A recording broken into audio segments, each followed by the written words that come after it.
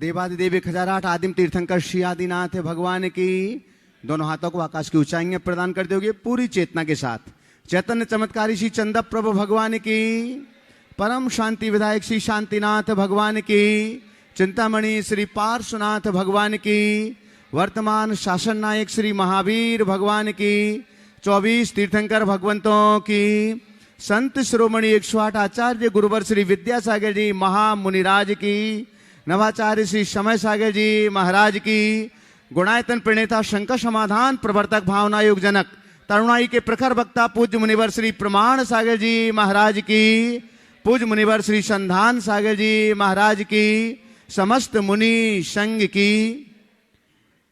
मध्य प्रदेश की राजधानी भोपाल स्थित 1100 क्वार्टर, जहां पर पूज्य मुनि श्री शशांक विराजमान हैं, वहां से आप टीवी चैनल का सबसे लोकप्रिय कार्यक्रम शंका समाधान के इस सत्र को देख और सुन रहे हैं। आप सभी का हार्दिक हार्दिक स्वागत एवं अभिनंदन करते हैं। आइएगा बंधुओं, शंका समाधान के इस सत्र के लिए हम महाराज श्री के पावन श्री चरणों में प्रार्थना करें। उसके पूर्व पारस चैनल, जिनवाणी चैनल, आदिनाथ चैनल, प्रामाणिक ऐप और अन्य डिजिटल माध्यमों से शंका समाधान के इस लोकप्रिय कार्यक्रम को देखने और सुनने वाले सभी भक्तों के लिए जो यहाँ पर साक्षात उपस्थित हैं और जो टीवी चैनल के माध्यम से देश और दुनिया में अपने घरों पर बैठकर के इस कार्यक्रम को देख और सुन रहे हैं, उन सभी के लिए मंगल आशीष की छांव प्राप्त हो। दोनों हाथों को जोड़िएगा, आपके लिए भी मंगल आशीष मिले और आपके माध्यम से देश और दुनिया में इस कार्यक्रम को देखने और सुनने वालों के लिए भी मंगल आशीष की छांव प्राप्त हो। हे महाराज श्री, नमोस्तु नमोस्तु नमोस्तु। आइएगा बंधुओं, जैसे कि आप सभी के लिए मालूम है, चातुर्मास का काल सन्निकट है और प्रातःकाल महाराज श्री ने कहा था अष्टानिक महापर्व प्रारंभ हो गया, अर्थात चातुर्मास प्रारंभ ही हो गया है। इसलिए 1100 क्वार्टर वालों के लिए कोई शिकायत नहीं है कि चातुर्मास की प्रारंभिक भूमिका में वे 1100 क्वार्टर में यहां पर विराजमान हैं, उनका चरण सानिध्य आपके लिए प्राप्त है। लेकिन बड़ा सौभाग्य संपूर्ण भोपाल वालों के लिए है और भोपाल वालों के लिए ये सौभाग्य इसलिए मिला है कि महाराज श्री विद्या प्रमाण गुरुकुलम के बहाने भोपाल में रुकना हुआ और विद्या प्रमाण गुरुकुलम में इस वर्ष वो बड़े पुण्यशाली छात्र हैं, 180 लगभग छात्र, जो मेधावी छात्र हैं, जो चयनित हुए हैं प्रथम वर्ष के लिए, उन बच्चों के पुण्य से हो सकता है महाराज श्री के मंगल चातुर्मास का सौभाग्य संपूर्ण भोपाल वासियों के लिए हुआ है, मिला है। बंधुओं, आप सबको विदित है, प्रातःकाल भी हमने जैसे आपसे कहा था कि संशय के बादल छट चुके हैं, बारिश प्रारंभ हो चुकी है और कहीं एक स्थान से संपूर्ण भोपाल ही नहीं, मध्य प्रदेश की राजधानी ही नहीं, वरन संपूर्ण भारत और भारत के बाहर 7 समंदर पार भी इस बार चातुर्मास की मंगलमयी पावन आशीष की वरदानी छांव से भींगेंगे, तृप्त होंगे। और इस सब के लिए एक केंद्रीय स्थान तय किया गया है जहां महाराज श्री के मंगल कलश की स्थापना होगी और वह स्थान है जहां चातुर्मास के दौरान महाराज श्री विराजित रहेंगे। श्री विद्या प्रमाण गुरुकुलम और आचार्य श्री विद्यासागर प्रबंध विज्ञान संस्थान अवधपुरी भेल भोपाल में महाराज श्री का मंगल चातुर्मास संपन्न होगा। और उस चातुर्मास के लिए महाराज श्री 6 जुलाई रविवार को प्रातःकाल की मंगल वेला में चातुर्मास स्थल पर प्रवेश करेंगे। जो भी लोग टीवी चैनल के माध्यम से इस कार्यक्रम को देख सुन रहे हैं, भोपाल में हैं अथवा भोपाल के बाहर भी जो लोग इस कार्यक्रम को देख सुन रहे हैं, वे सभी लोग भी महाराज श्री की इस मंगल आगवानी में अवश्य अवश्य पधारें। बंधुओं, चातुर्मास स्थल पर पहुंचने के बाद पहला कार्यक्रम गुरु पूर्णिमा का महामहोत्सव होगा प्रातः काल की मंगल वेला में। आप सभी को विदित है, गुरु पूर्णिमा महोत्सव तो हम मनाएंगे ही, लेकिन महाराज श्री प्रत्येक मास की पूर्णमासी को महाशांति धारा संपन्न करते हैं, जो 1008 सहस्रनाम और बीजाक्षर संयुक्त शांति धारा होती है, लगभग 1 घंटे तक चलने वाली शांति धारा। तो वो शांति धारा, महाशांति धारा आप वहां पर गुरु पूर्णिमा गुरुवार 10 तारीख को वहां पर आप कर सकेंगे, देख सकेंगे और आप अभी से भी अपने नाम दे सकते हैं। साथ ही पूज्य मुनिवर श्री संधान सागर जी महाराज जी का 11वां मुनि दीक्षा महोत्सव है, तो गुरु पूर्णिमा के पावन दिवस पर हम उस महोत्सव को भी मनाएंगे। बंधुओं, जैसे आप सभी को विदित है, रविवार 13 जुलाई को भव्यतम कलश स्थापना समारोह संपन्न होगा। जो जहां जहां पर साधु विराजमान है वहां पर कलशों की स्थापनाएं होती हैं, लेकिन महाराज श्री के इंदौर वर्षायोग से ये संकल्पित कि जो नवरत्न होते हैं वो एक ही कलश को स्थापित करते हैं, लेकिन इस बार भोपाल में एक अलग रिकॉर्ड बनने के लिए जा रहा है। जो चातुर्मास के चक्रवर्ती होंगे वे मुख्य मंगल कलश को स्थापित करेंगे। मुख्य मतलब एक ही मंगल कलश स्थापित होगा। इसके अलावा नवरत्न परिवार उस चातुर्मास में मांगलिक क्रियाओं के माध्यम से वे भी स्थापनाएं करेंगे, लेकिन वो घोषित की जाएंगी आपके बीच उसी समय। इसके अलावा गुरुकुल गौरव के रूप में भी 11 लाख रुपए की राशि से जुड़ करके आप चातुर्मास की स्थापना में अपनी सौभाग्यता सहभागिता प्रदान कर सकते हैं। गुरुकुल नायक 5 लाख रुपए की राशि से, विद्या विभूति 2,51,000 रुपए की राशि से और गुरुकुल मित्र 1,21,000 रुपए की राशि से आप जुड़ सकते हैं। जैसे मैं हमेशा कहता हूं, एक बार पुनः आपके लिए अनुरोध कर रहा हूं कि बंधुओं, अभी तक सिर्फ आप चातुर्मास के लिए जुड़ते होंगे, कलश स्थापित करते होंगे, तो वो सिर्फ धर्म प्रभावना के लिए होता होगा, आपकी चंचला लक्ष्मी का सदुपयोग। लेकिन इस बार के चातुर्मास में जिस निमित्त से ये चातुर्मास हो रहा है, उस ज्ञान यज्ञ में बच्चों की पढ़ाई पर, बच्चों की शिक्षा पर आपकी राशि खर्च होने वाली है। गुणायतन परिवार से आप जुड़ने वाले हैं और चातुर्मास की धर्म प्रभावना का पुण्य तो आपकी झोली में आएगा ही आएगा।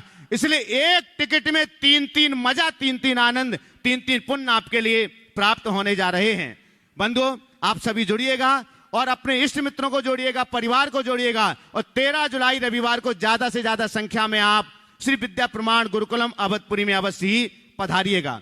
बंधुओं, आज गुणायतन परिवार से कुछ नए सदस्य, कुछ नए साथी जुड़ रहे हैं। हम उनके नामों की घोषणा यहां पर कर रहे हैं। अपेक्षा होगी जोरदार करतल ध्वनि के माध्यम से आप उनका सम्मान करेंगे। गुणायतन से निर्माण निधि के रूप में जुड़ रहे हैं देवरी सागर मध्य प्रदेश से अलख श्री निजानंद सागर जी महाराज जी के गृहस्थ परिवारजन श्री राहुल जैन, श्री रजनीश जैन, मां मीना जैन। एक बार जोरदार करतल ध्वनि से वृत्ति परिवार का सम्मान कीजिएगा। निर्माण निधि से ही Shri Aditya Jain, happy and happy Shri Naveen Jain, Sujata Jain Jabalpur Madhya Pradesh से जुड़ रहे हैं। श्री जसकरण खाटेर जैन, संजय खाटेर, राज खाटेर जैन सिकंदराबाद से जुड़ रहे हैं। ये सभी निर्माण निधि के रूप में जुड़े हैं।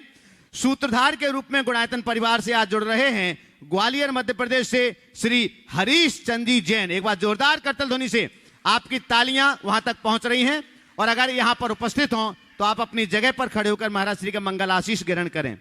गुणायतन से स्तंभ के रूप में जुड़ रहे हैं श्रीमती सविता जैन, धर्मपत्नी अनिल कुमार जी जैन मेरठ से। तो एक बार सभी का सामूहिक रूप से जोरदार करतल ध्वनि से सम्मान कीजिएगा। महाराज श्री, एक निवेदन प्रामाणिक समूह की ओर से आपके श्री चरणों में रख रहा हूं। नमोस्तु महाराज श्री, आपके आशीर्वाद से प्रामाणिक समूह जैना कन्वेंशन में एक भव्य समोसरण प्रस्तुत कर रहा है। पार्श्वनाथ भगवान के केवल ज्ञान कल्याणक के द्वारा ये 15 फीट बाई 12 फीट का है। सारी भूमियां डिटेल में दिखाई गई हैं। वहीं पर प्रामाणिक समूह का सम्मेलन भी हो रहा है जिसमें गुणायतन और प्रामाणिक समूह की सारी गतिविधियों के बारे में जानकारी भी दी जाएगी। महाराज श्री हमें आशीर्वचन देकर के अनुग्रहित करें और इसी के साथ हम पूज्यवर मुनि श्री संधान सागर जी महाराज जी के लिए आगे सत्र को बढ़ाने के लिए निवेदन करते हैं। नमोस्तु महाराज। ओम। बहुत अच्छी बात है। जैना का महासम्मेलन शिकागो में हो रहा है और वहाँ के लिए हमने अपना संदेश भेज दिया, लेकिन ये बड़ी प्रसन्नता का विषय है कि प्रामाणिक समूह बहुत तत्परता से वहाँ अपनी गतिविधियों को संपन्न कर रहा है। समोसरण की संरचना को 7 समुद्र पार प्रदर्शित करना अपने आप में एक बहुत ही प्रशंसनीय कार्य है। मैं पूरे प्रामाणिक समूह के इस सराहनीय प्रयास के लिए उनकी भूरी भूरी सराहना करता हूँ, उनको आशीर्वाद देता हूँ और सभी से कहता हूँ कि वे इसका पूर्ण लाभ उठाएं। और चलते हैं, आज 1100 क्वार्टर वालों का फिर भाग्य जागा और आज का ये संकट समाधान का सत्र इस जिनाले में अपन सब गुरु चरणों में चले नमोस्तु पूर्वक। आज प्रथम प्रश्न पूज्य श्री के चरणों में। संस्कार धाम मुंबई में जो श्रद्धालुगण स्वाध्याय करते हैं, दिनेश जी, रेखा जी डंडवाल, पदम जी जयपुर और पवन जी, तो पवन जी प्रश्न कर रहे हैं गुरु चरणों में नमोस्तु पूर्वक, 64 रिद्धियां का वर्णन आगम में आता है, ये क्या भावलिंगी मुनिराज को ही होती है या इसके अलावा श्रावक या अविरत समृद्ध दृष्टि को भी ये रिद्धियां हो सकती है क्या? सभी लोग नमोस्तु पूर्वक गुरु चरणों में। देखिए 64 रिद्धियां क्या है? तपोबल से प्राप्त चमत्कारिक शक्ति को रिद्धि कहते हैं। मेरी आवाज आप लोग सुन पा रहे हैं भैया?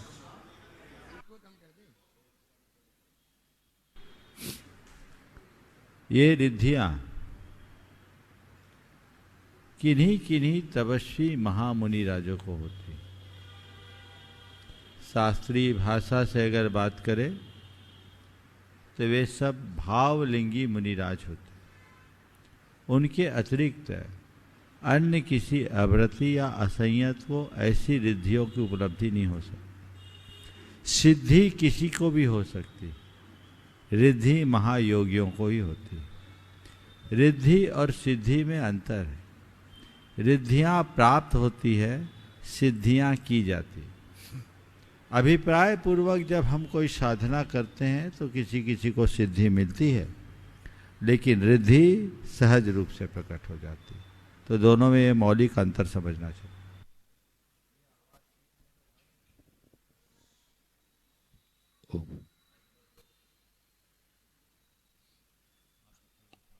और आगे मैं बुला रहा हूं अपने बीच में आज समकित संजय जी मोदी बाटल से अपने बीच में हैं।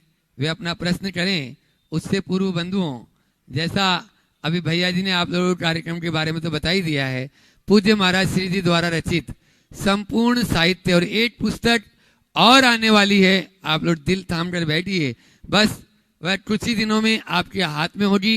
जैसा कि आपको बताया था कि भावना योग पर 4 पुस्तकें निकलने वाली है, तो 3 पुस्तकें, भावना योग आत्म साक्षात्कार का मार्ग, भावना योग आत्म रूपांतरण का विज्ञान, भावना योग नकारात्मकता का हल, ये 3 पुस्तकें आ चुकी है। और आप सभी उनको पढ़कर अपने जीवन में आमूल चूल परिवर्तन ला सकते हैं।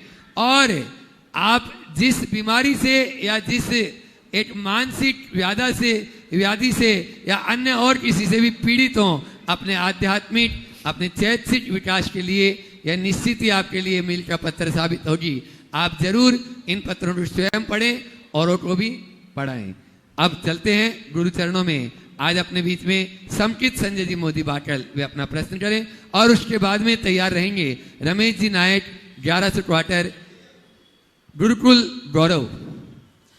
मेरा एवं मेरे पिताजी संजय मोदी बाकल एवं मेरे सारे परिवार का दोनों मुनिराजों के चरणों में नमोस्तु एवं सभी क्षुल्लक जियों के चरणों में त्रैवारिक क्षामी। महाराज जी, मेरी उम्र के मेरे जैसे इंजीनियर्स में इस बात को लेकर अक्सर बहुत असमंजस रहता है कि हमने इतनी मेहनत करके पढ़ाई तो कर ली और बेंगलुरु या किसी मेट्रो सिटी में हमारी जॉब लग गई, लेकिन उस जॉब की शुरुआत 5 या 10 लाख रुपए प्रति वर्ष के पैकेज से हुई, जिस पैसे में बड़े शहरों में व्यवस्थित लाइफ नहीं चल पाती है।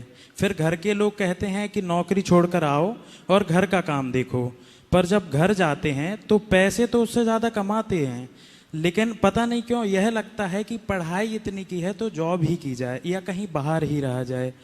अब यह स्थिति में हम क्या करें? कृपया इस बारे में हमें मार्गदर्शन दीजिए। नमोस्तुमार। ये एक बहुत ही बड़ी विडंबना है। सबसे पहले तो मैं तुमसे पूछूंगा, तुमने इंजीनियरिंग किया क्यों? बोलो, क्यों किया इंजीनियरिंग? भीड़ में ही आगे बढ़ गए थे महाराज जी। भीड़ में आगे बढ़ गए, और केवल तुम नहीं, लाखों का यही हाल, बच्चे भी और उनके माँ बाप भी। उच्च शिक्षा के नाम पर लोग, कोई भी, ज़्यादातर लोग इंजीनियरिंग में जाना चाहते हैं, फिर कोई दूसरे है तो हमें एमबीए करना है, कोई को सीए करना है, और इंजीनियरिंग में भी आईआईटीएन बनना है। अरे भाई, तुमने जो पढ़ाई की क्यों की? सच्चे अर्थों में देखा जाए तो 12वीं तक की पढ़ाई बेसिक क्वालिफिकेशन हो गई, पर्याप्त है। अब आगे की पढ़ाई के लिए व्यक्ति को अपने पारिवारिक पृष्ठभूमि, खुद की अभिरुचि, आगामी संभावना, समझ गए, इन पर विचार करके चुनना चाहिए। मेरे परिवार की क्या पृष्ठभूमि है, मैं अगर किसी गांव में रहता हूं, मैं अपने पिता का इकलौती संतान हूं, मेरे परिवार का अच्छा खासा व्यापार है, कारोबार है, तो मेरी जिम्मेदारी है कि मैं पढ़ लिख करके उसे सेटअप को और आगे बढ़ाऊं, मजबूत करूं, उस विरासत को संभालूं, ये सोच होनी चाहिए। अगर किसी की पारिवारिक आर्थिक स्थिति अनुकूल नहीं है तो फिर उन्हें देखना चाहिए कि मैं जहाँ पढ़ने जा रहा हूँ उतना एफर्ट मैं कर पाऊँगा कि नहीं, ये देख करके उसे देखना चाहिए। फिर मेरी खुद की रुचि क्या है ये मुझे देखना चाहिए, आगे संभावनाएं क्या है, मैं पढ़ लिख करके जाऊँगा 10-12 लाख की पैकेज से जॉब करूँगा तो मुझे क्या होगा, मेरा जीवन चल जाएगा क्या, और अभी मेरी क्या स्थिति, इसे मुझे देखना चाहिए। इन सब बातों पर विचार करके जब कोई विषय का चुनाव करता है तो आगे चलकर वो सफल होता है और वही संभलता है। लेकिन आजकल एक परंपरा बन गई, क्या जरूरत है इतनी महंगी पढ़ाई करने की, इंजीनियरिंग की।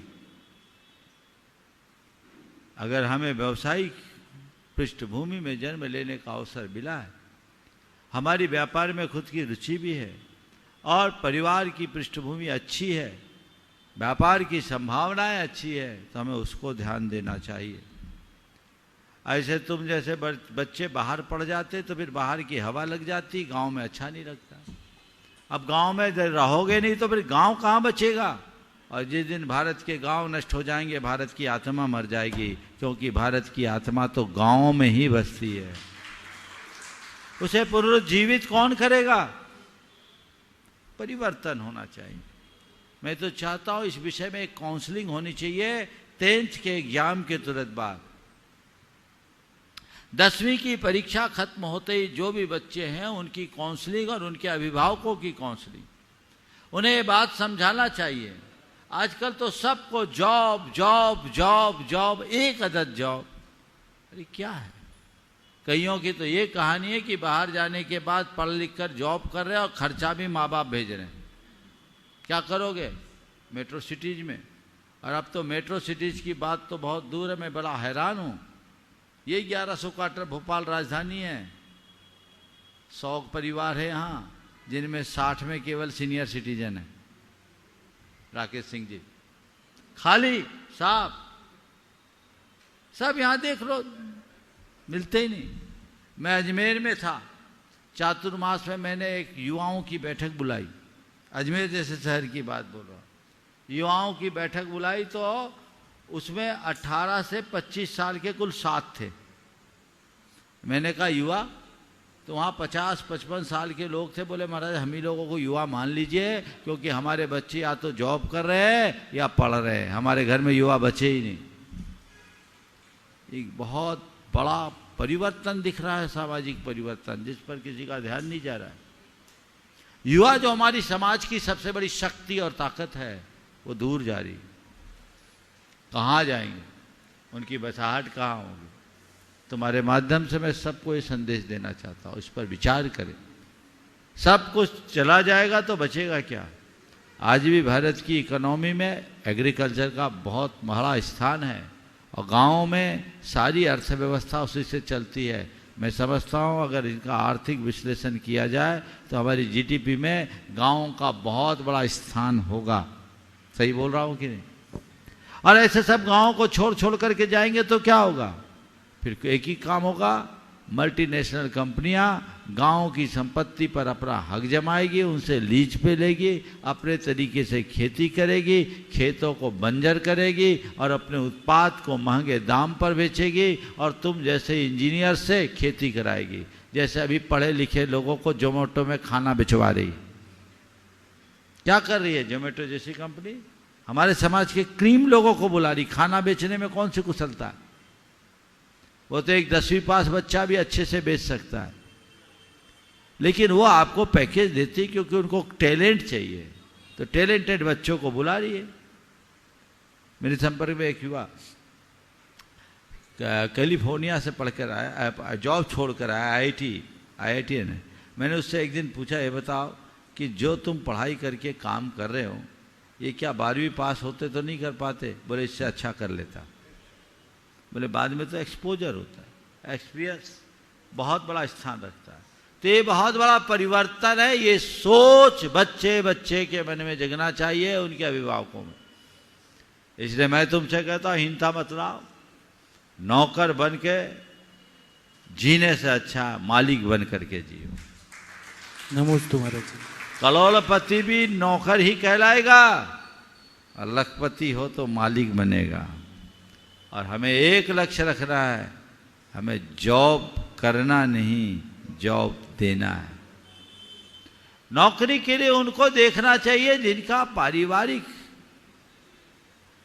बैकग्राउंड अलग है, जिनकी पारिवारिक पृष्ठभूमि भिन्न है, वो देखिए, वो नौकरी करे। भाई ठीक है, हमारे साथ व्यापार की कोई संभावना नहीं है तो करना है, जिंदगी तो कैसे भी चलाना है, पर क्या करना है ये भी देखे। सब आईआईटीएन बनना चाहेंगे तो क्या होगा? बहुत बच्चों में जन्म से प्रेशर हो जाता है। ये सब चीज़ें ठीक नहीं है। ये आने वाले समय में समाज के लिए बड़ा अशुभ संकेत है, पर दुर्भाग्य है कि लोगों का इस पर ध्यान नहीं जा रहा। मैं तो चाहूँगा कि समाज के सारे बुद्धिजीवियों, शिक्षाविदों और नीति निर्धारकों को इस पर गंभीरता से विचार करना चाहिए, और इस पर गहनता से विचार करके सरकार तक ये संदेश पहुंचाना चाहिए। आज आप देख लीजिए, 5-5 हजार वर्ग फुट के अच्छे खासे मकान हैं, रहने वाला कोई नहीं, उसकी बुहारी लगाने की भी व्यवस्था नहीं। क्या होगा? छोटे मोटे गांवों की बात जाने दीजिए, ये मध्य प्रदेश की राजधानी है, और केवल जैनों की नहीं, सभी संभ्रांत परिवारों में, और ये मध्यम श्रेणी के सभी शहरों की कहानी है। इन पर विचार करना चाहिए, और तुम जैसे युवाओं को आगे आना चाहिए। गांव की संस्कृति और गांव की चेतना को पुनरुज्जीवित करना चाहिए। उसे आगे बढ़ाओगे तभी देश सुरक्षित होगा। मैं पुनः दोहराता हूँ, हमने बचपन में ही ये सुना, हम लोग पढ़ाया जाता था, भारत ग्राम प्रधान देश है, भारत की आत्मा गांवों में बसती है, पढ़ाया जाता था। अब कहाँ है?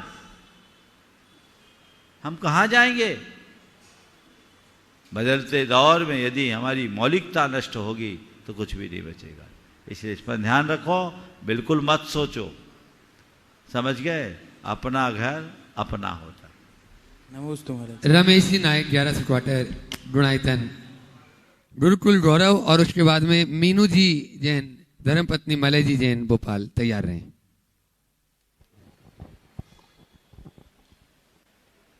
मंचासीन गुरुदेवों को मेरा बारंबार नमोस्तु नमोस्तु नमोस्तु। छुल्लक महाराजाओं को मेरा बारंबार इच्छामि इच्छामि इच्छामि। गुरुदेव, ये मेरा प्रश्न स्वयं का नहीं है, दिल्ली से एक श्रावक हैं जो मेरे रिश्तेदार हैं, पूर्व में भोपाल में निवास रहते 1100 क्वार्टर में, और अपने मंदिर के बहुत अच्छे श्रावक भी हैं। उन्होंने प्रश्न किया है कि आज से हम आदरणीय विद्यासागर महाराज जी के चरणों को मंदिर में या मतलब हमारे जैन आयतन में स्थापित कर सकते हैं कि नहीं कर सकते हैं? अरे भाई, गुरु के चरणों को तो कहीं भी स्थापित कर सकते हो, और हृदय में तो सदैव स्थापित रखो। बहुत अच्छी बात है, बहुत सब जगह गुरुदेव के चरणों को स्थापित किया जा रहा है, स्थापित करें, लेकिन गुरु चरणों को गुरु चरणों के स्थान पर करें जी, ये उत्तम होगा। भगवान की वेदी में चरणों को स्थापित करना सम्यक नहीं है, उसके लिए एक अलग स्थान रखें जहां आप उन चरणों की आराधना कर सकते। नमोस्तु गुरुदेव। नमोस्तु। मीनू जी जैन, धर्मपत्नी मलय जी जैन भोपाल, उसके बाद में अपने बीच में निर्मोह सागर जी के गृहस्थ अवस्था के परिवारजन में नीलम जी जैन दमोह से, तैयार रहेंगे। नमोस्तु महाराज श्री। मेरा प्रश्न यह है महाराज श्री कि भगवान महावीर स्वामी का शासन काल कब तक चलेगा महाराज? पंचम काल के आखिरी समय तक और अब ये महाराज जी- शासन उन्हीं का है और किसी का नहीं। नहीं महाराज जी, उसके बाद जब अगली 24वीं जब आएगी तब तक शासन ही खत्म हो जाएगा, फिर नया शासन आएगा प्रथम तीर्थंकर का। धन्यवाद। नीलम जी जैन वे अपना प्रश्न करें, और उसके बाद में अपने बीच में दिलीप सिंह जी जो आर्मी में हैं वे अपना प्रश्न गुरुचरण में करेंगे। मुनि श्री के चरणों में कोटिशय नमोस्तु नमोस्तु नमोस्तु। समस्त मुनि संघ की जय हो जय हो जय हो। मुनि श्री, लोग कहते हैं समय बलवान होता है, तो किसी भी चीज़ के लिए हम प्रयास करते तो बोले समय आने पर हो जाएगा, तो इस चीज़ का मतलब क्या मतलब है? समय क्या होता है? देखो, समय समय है, वो बलवान भी है, लेकिन जो केवल समय के भरोसे बैठे रहेंगे वो बलहीन हो जाएंगे।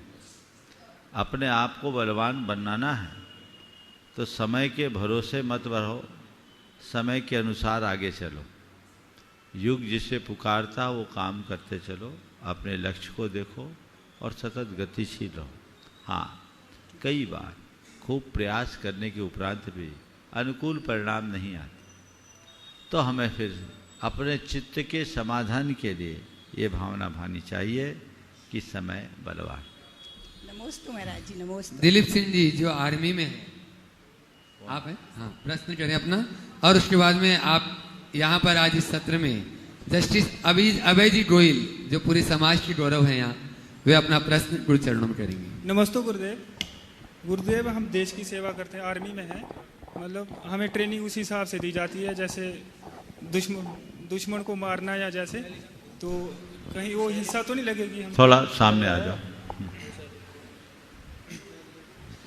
नमस्ते गुरुदेव, हम आर्मी में हैं गुरु जी, और जैसे हमको ट्रेनिंग दी जाती है जैसे दुश्मन को मारना वगैरह। क्या बोले? जैसे हमें ट्रेनिंग उस हिसाब से दी जाती है कि मतलब कोई दुश्मन को मारना, उसको हिंसा तो नहीं होगा ना उसमें? देखो, बहुत सुंदर। देखिए, आप आर्मी में हो, आर्मी देश का रक्षक है, सैनिक, और रक्षा करना धर्म है, अधर्म नहीं। इसलिए जो ट्रेनिंग दी जाती है किसी को अकारण मारने के लिए नहीं, देश की रक्षा के लिए। ये विरोधी हिंसा है। विरोधी हिंसा गृहस्थों के लिए क्षम्य है और इसे अहिंसा कहा गया है। इसलिए कुछ नहीं सोचना, अपना कर्तव्य कर। नमस्ते।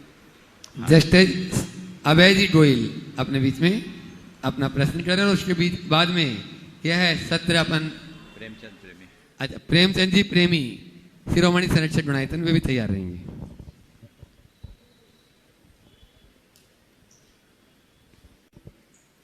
गुरुवर एवं मुनिवर द्वय के चरणों में बारंबार नमोस्तु, और समस्त संकेच और छुल्लक जी महाराज के चरणों में इच्छामी। गुरुवर, आज मेरा एक प्रश्न या शंका कर्म सिद्धांत के सैद्धांतिक पहलू और व्यावहारिक पहलू के द्वंद्व पर है। एक जगह कहा जा रहा है कि अच्छे कर्म करेंगे तो उसके परिणाम अच्छे मिलेंगे। ये सही भी है और हो भी रहा है, किंतु जो एक दूसरा व्यावहारिक पहलू है उसमें देखने में आ रहा है कि जो लोग अच्छे कर्म नहीं कर रहे हैं, जो लोग बुरे कर्मों में लिप्त हैं, वो ज़्यादा सुखी हैं, ज़्यादा संपन्न हैं, और उनके मुकाबले जो अच्छे कर्म कर रहे हैं। और अंत तक देखते हैं कि वो ऐसा नहीं है कि उनका कर्म के बाद कुछ समय के बाद उन्हें कोई क्षति हो रही है, वो लंबे समय तक भी अच्छा जीवन जी के चले जाते हैं। तो ये जो द्वंद्व है, क्योंकि अच्छे कर्म करने वाला देखता है कि बुरा कर्म करने वाला ज़्यादा सुखी है, ज़्यादा प्रसन्न है। बहुत अच्छा, ये सवाल अक्सर आता है। मेरे विचार से ये कहीं भी नहीं है, इसमें कर्म सिद्धांत का कोई दोष नहीं। ये हमारी भ्रांत धारणा का परिणाम है। अच्छे कर्म का फल अच्छा होता है, बुरे कर्म का फल बुरा होता है। अच्छे का जीवन अच्छा और बुरे का जीवन बुरा होता है। धर्म से व्यक्ति सुखी होता है, पाप से व्यक्ति दुखी होता है। ये अकाट सिद्धांत है, इसमें कोई फेरबदल नहीं। ये जो फेरबदल दिखता है केवल इसलिए क्योंकि हमने अच्छे और बुरे की जो धारणा बनाई वो उल्टी बनाई। हमने भौतिक समृद्धि को अच्छा और भौतिक रूप से हीनता को बुरा मान लिया, भौतिक संकट को बुरा, जबकि ऐसा नहीं। भौतिक समृद्धि अच्छी हो ये कोई जरूरी नहीं और भौतिक संकट बुरा हो ये कोई जरूरी नहीं। धर्मियों में भी भौतिक संकट आ सकते हैं और पापियों में भी भौतिक समृद्धि बढ़ सकती है। रावण सोने की लंका में रहा, भौतिक रूप से समृद्ध था। रामचंद्र जी चिराजिन पहनकर वनवास में बिताए, भौतिक रूप से वे हीन थे, लेकिन भौतिक रूप से हीन होने पर भी वे आत्मिक रूप से बड़े समर्थ थे, वे सुखी थे। और रावण भौतिक रूप से समृद्ध होने पर भी आत्मिक या आध्यात्मिक रूप से बड़े दुर्बल था, दुखी था। तो ये चीजें हमें समझना है। हम अगर किसी व्यक्ति से कहे ये आदमी बड़ा सुखी है, तो फट से ऐसे आदमी की छवि मानस में उभरती है जो बड़े ठाट बाट वाला हो, जिसका अच्छा बड़ा सारा मकान हो, अच्छी ब्रांडेड गाड़ी हो और बढ़िया ब्रांडेड कपड़ा पहनता हो, समाज में जिसकी बड़ी अच्छी पहचान हो, जिसका ज़बरदस्त रसूख और दबदबा हो, हम उस आदमी को सुखी मानते। पर उस आदमी के अंदर झांक कर देखोगे तो उससे ज़्यादा दुखी कोई नहीं होगा। रात में नींद की गोलियां फांक के सोना पड़ता होगा। हम उस व्यक्ति को सुखी माने कैसे? ये तो हमारा कहीं ना कहीं भ्रम है ना। वो समृद्ध हो सकता है, सुखी नहीं, और धर्मी गरीब हो सकता है, दुखी नहीं। पापी की समृद्धि भी उसे व्याकुल बनाती है और गरीब दरिद्रता में भी, धर्मी दरिद्रता में भी प्रसन्नता से जीता है। तो धर्म का संबंध या अच्छे कर्म का संबंध या अच्छे जीवन का अर्थ निराकुलता, प्रसन्नता, संतुष्टि और अहोभावपूर्ण जीवन से है। और बुरा जीवन आकुलता, खिन्नता, असंतुष्टि और अहम भाव की अभिव्यक्ति है। तो जो बुरा कर्म करने वाले हैं उनके जीवन में आप झांक कर देखें, ये चीजें जरूर मिलेगी। बाहर से बड़े सुखी दिखने वाले अंदर से बड़े डरते हैं। उन्हें 24 घंटे भय और आतंक के साए में जीना पड़ता है। कहीं कोई मेरे ऊपर अटैक ना कर दे और कहीं कोई मुझे नुकसान ना पहुंचा दे, कहीं मेरी छवि खराब ना हो जाए। ये क्यों है? इसलिए अवधारणा को बदलना है। अच्छा कर्म करेंगे तो अच्छा परिणाम होगा और बुरा काम करने का अंजाम बुरा ही होगा। उदाहरण के लिए, यदि कोई व्यक्ति किसी भिखारी को, बहुत छोटा सा उदाहरण दे रहे हैं, 100 रुपया देके भरपेट भोजन कराया, कैसा लगेगा? अच्छा लगेगा। कितनी देर बाद? संतुष्टि होगी। कितनी देर बाद? तत्क्षण। तत्क्षण। और किसी व्यक्ति ने किसी के जेब से 100 रुपया निकाल लिया, मन में खटका आएगा कि नहीं आएगा? कितनी देर बाद? लंबा चलेगा। कितनी देर बाद? तत्क्षण खटका आएगा ना कि मैंने पैसे तो निकाल लिए, कहीं उसकी नजर ना पड़ जाए, उसको पता ना लग जाए। अर्थात सेवा करना अच्छा कर्म है, अच्छा कर्म करते ही संतुष्टि आ गई, और चोरी करना दुष्कर्म है, चोरी करते ही मन में खटका आ गया, अच्छे का फल अच्छा और बुरे का फल बुरा। तुरंत मिला कि नहीं मिला? इसमें कहाँ हेर फेर? तत्क्षण मिला, एक पल का भी विलंब नहीं। हमें ये सोच विकसित करनी चाहिए, अवधारणा बदलनी चाहिए। जिस काल्पनिक सुख को आपका सुख मानते हो, जब तक उसके पीछे भागोगे दुखी बने रहोगे। आत्मिक सुख को पहचानोगे, सारी आकुलता नष्ट हो जाएगी, अभाव में भी प्रसन्नता से जियोगे, और काल्पनिक सुख के पीछे पागल होगे, सर्व सद्भाव में भी आहें भरोगे। बदलाव चाहिए। तो अच्छे का फल अच्छा और बुरे का फल बुरा मिलता है, इसमें कोई संशय नहीं, और तत्क्षण मिलता है। हाँ, पर कुछ फल तात्कालिक होता है और कुछ फल पारंपरिक। धर्म का प्रत्यक्ष फल संतुष्टि है और पारंपरिक फल समृद्धि है, और पाप का प्रत्यक्ष फल संताप है, पारंपरिक फल दुख दारिद्र्य है। तो ये तुरंत संतुष्टि मिली, तुरंत समृद्धि मिली। कुछ पारंपरिक मिलता है, रोटी खाते ही शरीर में खून नहीं बनता।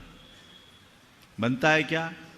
पर रोटी खाने से खून बनता है कि नहीं बनता? सबको विश्वास है। रोटी खाते ही खून नहीं बनता, खून बनने में पूरा प्रोसेस होता है, तब जाकर खून बनता है। पर खून जब बनेगा, सब बनेगा, सत्य तो तुरंत आ जाता है। खाना खाते ही आप में हिम्मत आ जाती, आती कि नहीं आती?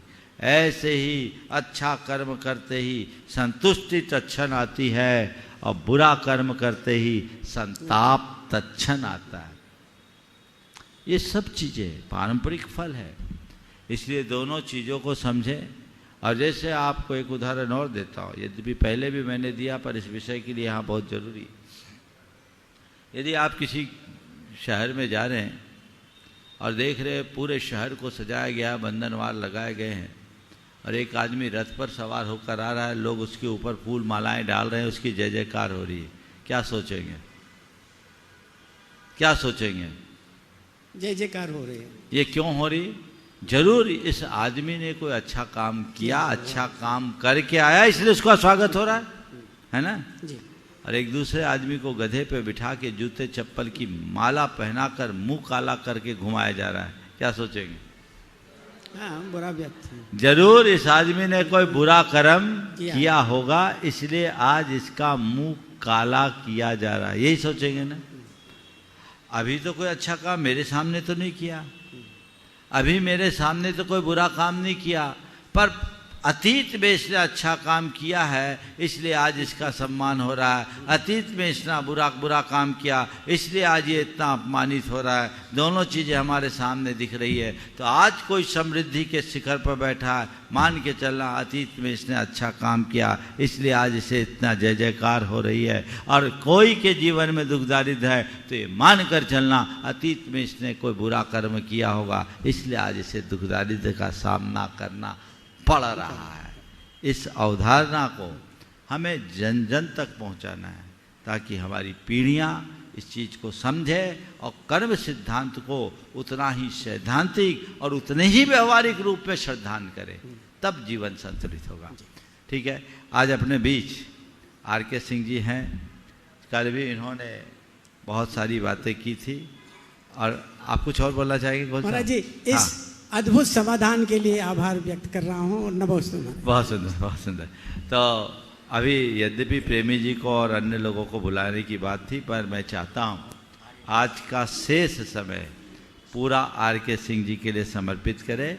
इनके माध्यम से देश तक बहुत सारे अच्छे संदेश जाएंगे। हाँ हाँ, 1 मिनट बाद बचा लेंगे। हाँ हाँ, बोलो। गुरु चरणों में नमस्तु नमस्तु नमस्तु। सारे मुनियों को भी नमस्तु नमस्तु। गुरुजी, आज से कुछ वर्ष पहले योग का जितना महत्व था इस साइंटिफिक युग में, वह ज़्यादा हो रहा है पहले की अपेक्षा में। जब हम यह सोचते हैं कि कैसे देश को रोग मुक्त बनाया जाए, पूरे देश को कैसे हम स्वस्थ बना सकें, इस दिशा में माननीय प्रधानमंत्री जी ने 27 सितंबर 2014 को हमारे महासभा में, संयुक्त राष्ट्र महासभा में प्रतिवेदन दिया, अपील किया कि सारे देशों को, राष्ट्रीय और अंतर्राष्ट्रीय सारे देशों को मिलकर योग के प्रति उन्होंने महत्वपूर्ण जानकारियां दी। और हमें यह जानकर बड़ी प्रसन्नता हुई कि जब भारत का निर्वाचित और अस्थायी सदस्य अपने प्रतिवेदन के साथ 11 दिसंबर 2014 को उसे रखा तो पूरे विश्व के 177 देशों ने उस प्रतिवेदन को ध्वनि मत से पारित किया। मैं ये कहना चाहता हूँ कि योग निसंदेह भारतीय परंपरा का एक अनुपम उपहार है। योग मस्तिष्क, दिमाग और एकता, शरीर की एकता का एक संयोजन है। योग मनुष्य और प्रकृति के बीच एक संवेदना के साथ स्थापित करता है सामंजस्य।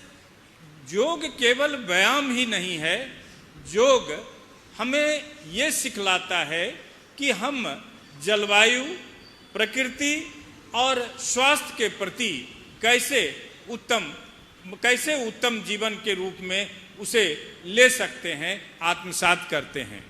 हम 21 जून 2015 में अंतर्राष्ट्रीय योग दिवस मनाना शुरू किए और हर साल उसके थीम अलग रहे।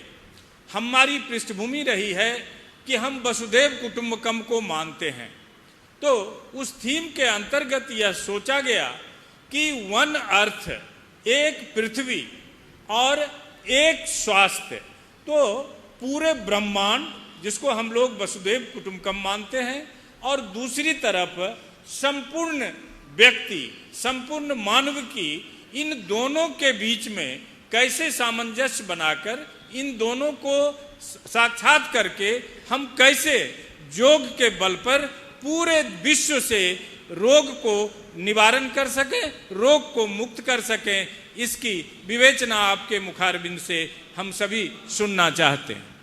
बहुत ही अच्छा प्रसंग आपने उपस्थित किया है। करे रोग बने निरोग, ये संदेश पूरे विश्व में अनुगुंजित हुआ। और जिस समय विश्व योग दिवस के रूप में योग की शुरुआत हुई और योग को अंतर्राष्ट्रीय रूप से मान्यता मिली, मेरे मन में बड़ा हर्ष हुआ। अब मन में एक बात आई कि इस योग के निमित्त से एक नया प्रयोग शुरू हुआ और मुझे लगता है विश्व में एक नया योग बनने की संभावना है, एकात्मता की। योग वह एक प्रक्रिया है जो आत्मा को आत्मा से जोड़ दे। योग कोई शारीरिक क्रिया मात्र नहीं है, योग शरीर, मन और चेतना तीनों को परिष्कृत करने का एक प्रयोग है। हर स्तर पर लोग योग कर सकते हैं और हमें योग के प्रति जागरूकता लाना चाहिए। बिल्कुल सही है कि योग को लोगों ने प्रायः शारीरिक अभ्यास तक मान लिया है और उसे योग की जगह योगा बना दिया। ये भ्रांत धारणा है। योग एक बड़ा अच्छा अभ्यास है, एक प्रयोग है जो हमारे तन, मन और चेतन तीनों को पवित्र और निर्मल बनाता है। वो हमारे जीवन को परिष्कृत और विशुद्ध बनाता है। अगर हम नियमित योग का अभ्यास करते हैं तो हमारी जीवन शैली ही बदल जाती है। हमारे यहाँ कहा गया योगः कर्मसु कौशलम। योग केवल घंटे भर की, आधे घंटे की क्रिया नहीं, योग तो हमारी कर्म की कुशलता का नाम है। हम कोई भी कार्य करें तो काम करते करते भी कर्म योगी बन सकते हैं और ये तभी संभव है जब हमारे हृदय में आध्यात्मिकता का संचार हो। हाँ, व्यक्ति के हृदय में उस अध्यात्म को जगाए। आज पूरे विश्व में उस अध्यात्म की लहर को उत्पन्न करने की ज़रूरत है, उस आत्मा के प्रति भावना को जगाने की ज़रूरत है। ये बड़ा अच्छा अवसर है। लोगों ने योग की उपयोगिता को समझा है। यदि हम इसको और थोड़ा आगे बढ़ाएं और उनको शरीर, मन के स्तर से नीचे ले जाकर और गहरे में ले जाकर चेतना के स्तर पर जोड़े और आत्म परिचय कराने में समर्थ हो जाएं, तो दुनिया से आतंकवाद भी नष्ट होगा, अशांति भी दूर होगी और सब प्रकार का असंतुलन खत्म होगा। हमें ये प्रयोग करना चाहिए। इसके व्यापक प्रचार प्रसार के लिए लोगों को लगना चाहिए। भारत में योग की अनेक विधाएं हैं।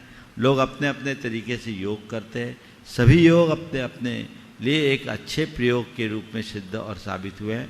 पश्चिम के लोगों ने तो अनेक अनुसंधानों में ये बात स्थापित किया है कि योग हमारे जीवन का एक बहुत बड़ा आधार है, उपयोगी तत्व है। हम इसको अपनाएं, औरों को भी इसके लिए प्रेरित करें, तो निश्चित ये पूरे संसार में एक बड़े परिवर्तन का आधार बनेगा। हमने इसी योग को अत्यंत व्यवहारिक बनाने के लिए भावना योग को प्रवर्तित किया।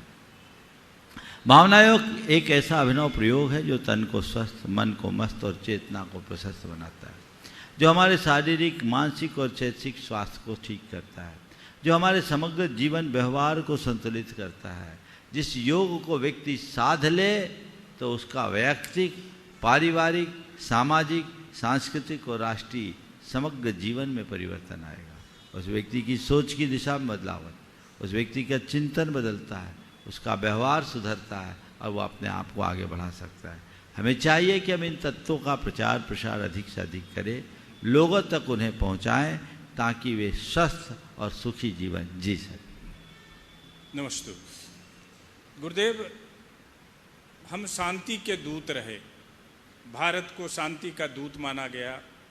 अशोका ने युद्ध लड़ने के बाद एक समय आया कि उन्हें लगा कि यह युद्ध किस लिए, इतने नरसंहार हुए।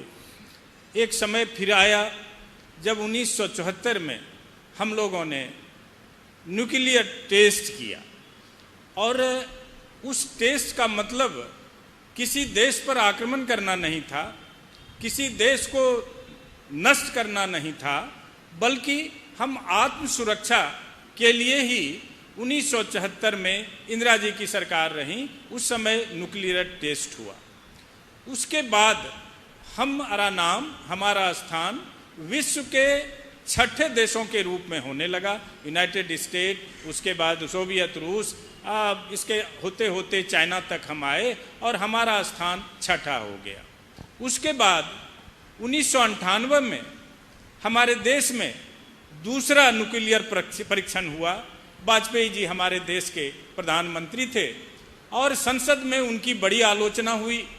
उस आलोचना को रोकते हुए उन्होंने कहा था कि क्या हम इस परीक्षण को तब करेंगे जब हमारे ऊपर आक्रमण हो जाएगा।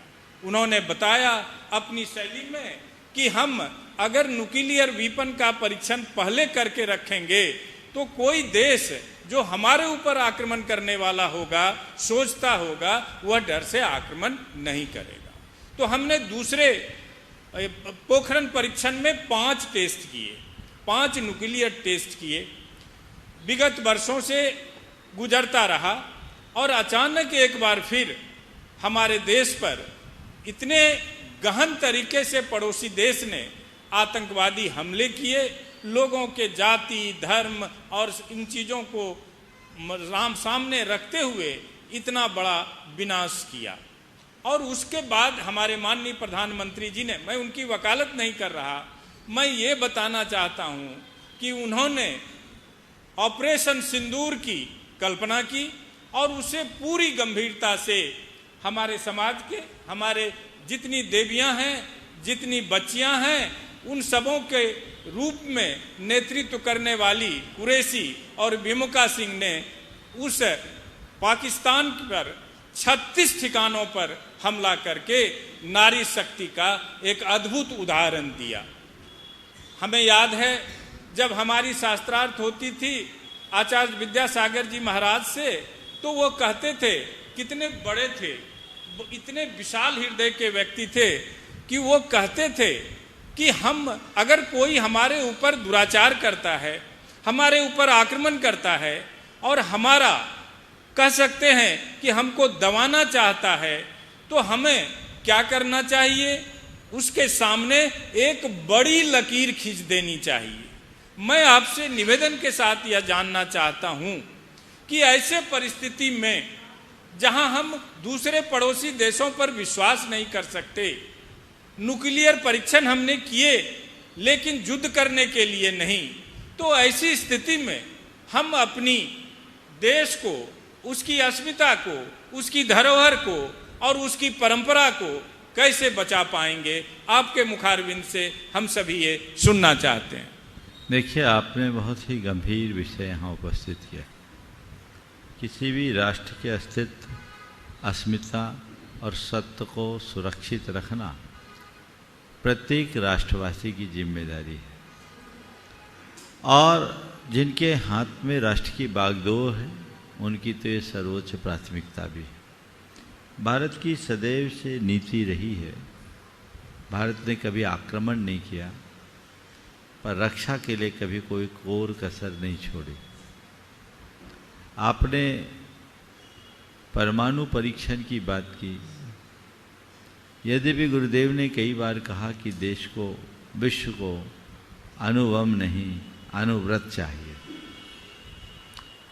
आणविक अस्त्र निश्चित पूरे विश्व के लिए एक बड़ा संकट है, लेकिन जब अगर किन्हीं देशों में है तो अपने उस संतुलन को बचाए रखने के लिए समानांतर शक्ति तो चाहिए। मुझे लगता है कि चक्रवर्ती को किसी से संकट नहीं रहता, लेकिन चक्रवर्ती की दिग्विजय यात्रा में या चक्रवर्ती की सेवा में सहस्र देवों से रक्षित चक्र हमेशा चलता रहता है। क्यों? उसका राज्य निर्बाध हो और राज सुराज बना रहे, इसलिए चक्र है। ऐसे ही मैं आज के संदर्भ में एक देश की सुव्यवस्था को बनाए रखने के लिए, देश की सुरक्षा और संप्रभुता को कायम रखने के लिए इन्हें भी मैं एक आवश्यक माध्यम के रूप में देखता हूँ। इसलिए अगर जिन लोगों ने भी किया, चाहे अटल जी ने या इंदिरा जी ने भी किया, मैं मानता हूँ उससे हमारे देश की ताकत बढ़ी है, घटी नहीं है। और हमें भरोसा है कि हमारा देश कभी उनका उपयोग नहीं करेगा, वो देश की शक्ति और शोभा का प्रतीक भर बना रहेगा। जहाँ तक ऑपरेशन सिंदूर का सवाल है, राष्ट्र पर जिस तरह का अटैक किया गया और जिस तरह से जाति धर्म पूछ करके बर्बरतापूर्ण हत्या की गई, ये कतई उचित नहीं। और ऐसे समय में कोई भला मूक दर्शक बन करके कैसे रहेगा? इसलिए एक राष्ट्र के नायक होने के नाते उन्होंने जो किया वो उनकी जगह सही है। मैं एक मुनि हूँ, मेरी अपनी मर्यादा है, मैं अपनी मर्यादा से बाहर इन बातों पर कोई टिप्पणी नहीं करूँगा। पर एक पंक्ति में जरूर कहूँगा, राष्ट्र के हित के लिए, राष्ट्र की सुरक्षा के लिए और राष्ट्र की संप्रभुता को कायम रखने के लिए जो भी किया जाए सब स्वीकार होना चाहिए और पूरे राष्ट्र को एक मत से स्वीकारना चाहिए। उनमें ये नहीं देखना चाहिए कि क्या हुआ, उन्हें केवल ये देखना चाहिए क्यों हुआ और इसका परिणाम क्या होगा। अगर अच्छा परिणाम है तो हमें उसका स्वागत करना चाहिए। माननीय प्रधानमंत्री जी ने अपने संदेश को लेकर विश्व के अनेक देशों में अपने प्रतिनिधि को भेजा और आपसे के भी हम लोगों में जो ये भ्रांति फैली हुई थी कि ये अच्छा हुआ या बुरा हुआ, आपके एक वाक्य ने हम सबों के मन में जो मलिनता थी, और केवल हम सबों में ही नहीं, इसे पूरा देश देख रहा है, विश्व में भी रहने वाले कुछ लोग किसी न किसी माध्यम से देखते होंगे, सुनते होंगे। तो ये जो भ्रांतियां थीं वह अब दूर होने के कगार पे है और मैं आशा करता हूं कि लोग ऑपरेशन सिंदूर को देश की सुरक्षा की आवश्यकता के रूप में आत्मसात करेंगे, क्योंकि वह देश कायर नहीं हो सकता जिसने कभी किसी पे आक्रमण नहीं किया। यह कायरता का प्रतीक नहीं है, बल्कि ये आत्मरक्षा का प्रतीक है, ऐसा मैं मानता हूँ। बहुत सुंदर। तीसरी चीजें, आज माताएं, बहनें और हम युवा साथी आप बार बार कहते भी हैं कि कहीं न कहीं भटकाव की स्थिति में हैं। हम कहीं न कहीं डिप्रेशन के शिकार हैं, हम कहीं न कहीं अवसाद के, कई तरह के अवसाद, मानसिक अवसाद के शिकार होते जा रहे हैं। ऐसी स्थिति में हमें लगता कि अगर हमें चरित्र नहीं है तो मैं चरित्र निर्माण नहीं कर सकता। अतः ये सोशल मीडिया का इतना मैं दुष्प्रभाव कहने में डरता हूँ, क्योंकि आज हमारे विश्व की जितनी जनसंख्याएं होंगी ये छोटे बच्चे 2 साल के बच्चे जब रोते हैं तो माँ उनके हाथ में मोबाइल दे देती हैं तो वो चुप हो जाती है और चुप हो जाता है। मेरे कहने का मतलब है कि ये जो स्थिति है, ये स्थिति को कैसे सुधारा जाए, और ये जो सोशल मीडिया है सो कॉल्ड, चाहे वह मैं आपकी बात को समझ गया, मैं बात को बीच में रोक रहा हूँ क्योंकि समय कुछ और कह रहा है। आपने जो बात उठाई बहुत गंभीर है, अक्सर इस मंच पे ये सवाल उठते रहता है। सोशल मीडिया के लोग आदी हो गए, ये एक प्रकार का एडिक्शन हो गया, लत हो गया। ये थी हमारे जीवन की जरूरत, पर अब बन गया है अंग, और प्रायः हर अच्छे साधन का लोग दुरुपयोग करते हैं। हमें इसमें एक ही काम करना चाहिए, सोशल मीडिया से बचो, सोशल मीडिया से बचो, ऐसे कोई लाभ नहीं, क्योंकि सोशल मीडिया में सब कुछ गलत नहीं, अच्छी बातें भी। सोशल मीडिया के माध्यम से हम समाज में अच्छाइयाँ भी बहुत व्यापकता के साथ फैला सकते हैं, हमें फैलाना चाहिए। हमें एक ही काम करना है जो बच्चे बच्चे के हृदय में स्थापित करना है, वह ये है औचित्य का बोध। छोटे बच्चे, आपने बोला 2 साल के बच्चे, अब तो 2 महीना के बच्चे को लोग मोबाइल पकड़ा देते हैं, पैदा होते ही बच्चा मोबाइल पकड़ने लगा, तो ये सोच अच्छी नहीं।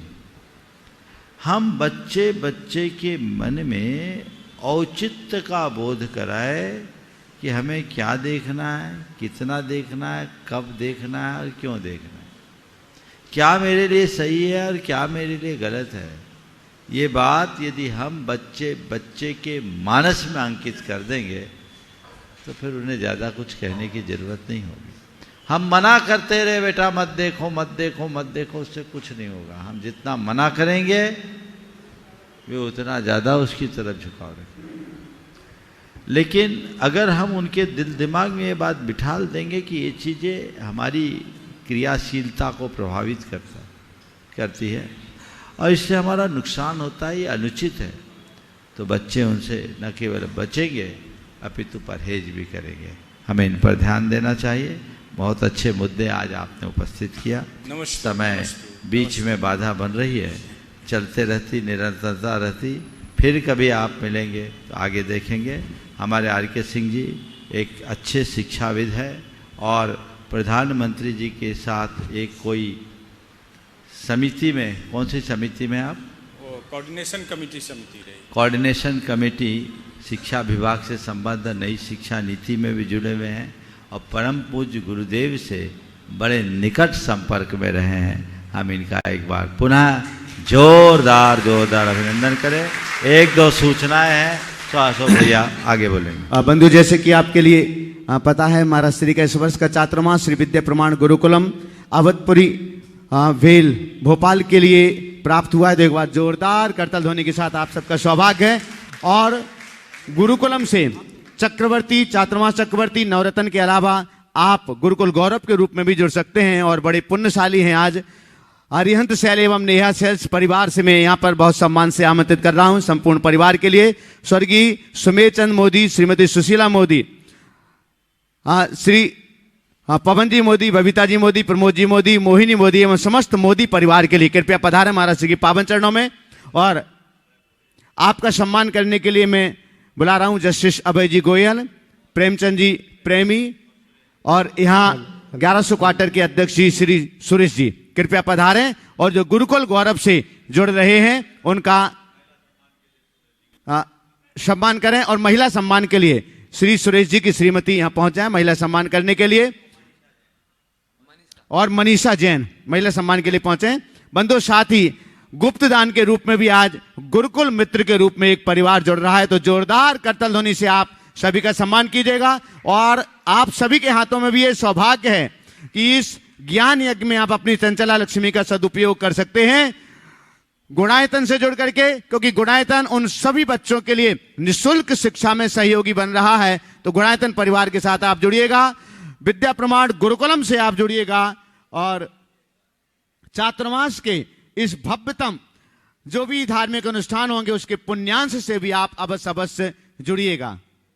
आइएगा। जय बोलो संत शिरोमणि 108 आचार्य गुरुवर श्री विद्यासागर जी महामुनिराज की, पूज मुनिवर श्री प्रमाण सागर जी महाराज की, पूज मुनिवर श्री संधान सागर जी महाराज की, समस्त मुनि संघ की। आज